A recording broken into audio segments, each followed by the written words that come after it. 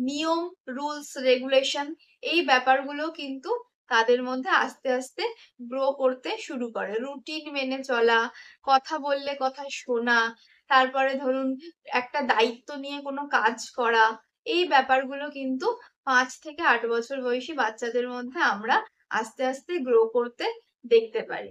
এই সময় আপনি আপনার সন্তানের সাথে ঠিক কি করবেন যাতে আপনার সন্তানের এই সময়টা আরো সুন্দর হয়?